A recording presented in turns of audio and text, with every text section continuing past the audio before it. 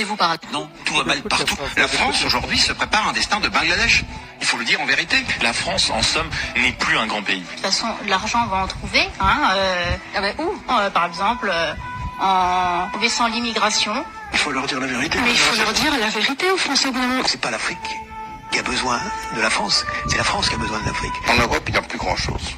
Tout se trouve en Afrique. Les richesses sont toutes des richesses minières, énergétiques. Avec cette importance stratégique pour la France que représente l'Afrique, était notre débouché naturel pendant tant d'années. Si la France n'avait pas les colonies africaines, parce que c'est ainsi qu'il faut les appeler, elle serait la 15e puissance économique mondiale. Nous, Français, on n'a pas vu cette espèce de détachement, de désamour ou de désinfluence qu'on avait en Afrique. L'Afrique est aux Africains aujourd'hui.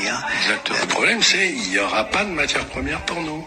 Point barre. Vous dites l'Europe va devenir la nouvelle Afrique. Qu'entendez-vous par là? Il n'y aura pas d'argent, il y aura de grandes problématiques sociales, beaucoup de corruption.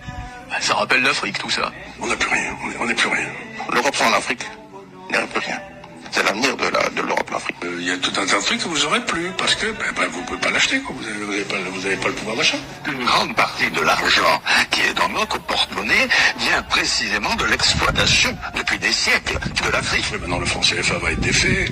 Donc, mais vous imaginez pas le désastre. Ça, c'est plus possible. La colonisation, c'est terminé. C'est ce qu'ils nous disent. C'est dramatique. Est-ce que la France pourrait se relever de ça, ou est-ce que c'est... L'Afrique est notre avenir. L'Afrique est notre avenir parce que... En France, on n'est plus dans un pays riche. On est dans un pays qui est en voie d'appauvrissement très rapide. Oui. Et qui va s'accélérer. On ne peut pas avoir d'industrie nucléaire si on n'a pas d'uranium.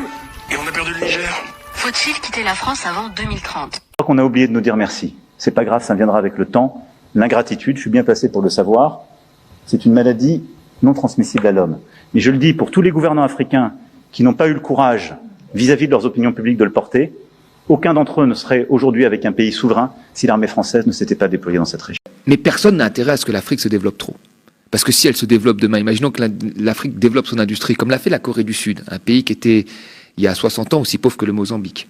Si demain elle se met à fabriquer des voitures, si demain elle se met à raffiner son pétrole, si demain elle se met à produire à transformer à faire de l'agriculture et transformer ses produits agricoles, elle va plus acheter nos importations.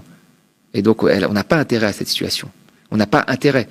Donc, la volonté des pays riches, on fait de la géopolitique aujourd'hui, partout, on voit bien, elle n'a pas intérêt à ce que ces pays se développent. Et qu'il prie, il devrait aussi prier les Africains. Parce que c'est grâce à nos ancêtres qu'il existe aujourd'hui une France.